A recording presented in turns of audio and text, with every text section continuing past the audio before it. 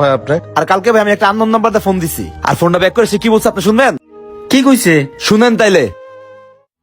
Unknown number থেকে phone আসছে, দেখি কলটা ব্যাক করে কে ফোন দিছে। হ্যালো, কে বলছিলেন? ভাই ওই যে আপনার পাগলা বন্ধুরা আপনারা ফোন দিছিল। কে ফোন দিছিল? আরে ওই যে মুন্না ভাই, আপনার ছোটবেলার বন্ধু। ও মুন্না। হ, গত 10 বছর ধরে আপনার ফোন দিতেছে, আপনি রিসিভ করেন না। এটা ভাই আমার নতুন নাম্বার। ভাই ও যদি ফোন টোন দিতে আসে আমার কাছে, আপনি আমার ফোন টোন দিয়েন না, বুঝছেন? সে ছোটবেলা আগে একসাথে খেলাধুলা করছি, বুঝি নাই।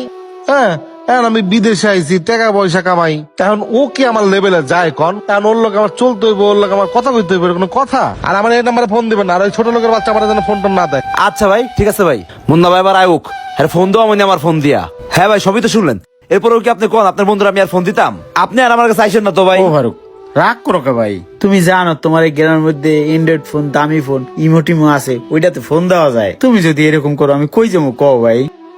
হ্যাঁ মুন্না, তুই কি একটা বারের লেগা বুঝছ না? তুই যে বন্ধু বন্ধু করে পাগলামি করতেছ, এদিক দিয়ে শামিম যে তোর এরাই চলতেছে। শোন, মানুষের যখন টাকা পয়সা হয়ে যায় তখন মানুষ পরিবর্তন হয়ে যায়। শামিমের আজকে অনেক টাকা পয়সা হয়েছে, শামিমও পরিবর্তন হয়ে গেছে। এই কথাটা একটু বুঝার চেষ্টা কর। আরে বন্ধু তুই এমন করে কইস না, ওই আমার ছোটবেলার বন্ধু, হয়তো ব্যস্ত থাকে এলেও ফোন ধরতে পারে না। তোরা যদি এরকম করে কস আমার মনটা তো ভেঙে যায় বন্ধু। শোন, তোর মতো বন্ধু রে এখন আর ওর দরকার নাই, তোরা এখন ওই ভুলে গেছে। কি কস? ওই আমাকে শৈশবের কথাগুলো এত তাড়াতাড়ি ভুলে গেল। আমি স্কুলে না গেলে ওই স্কুলে যায় না, একটা রুটি খেলে দুজনে ভাগ করে খাইছি।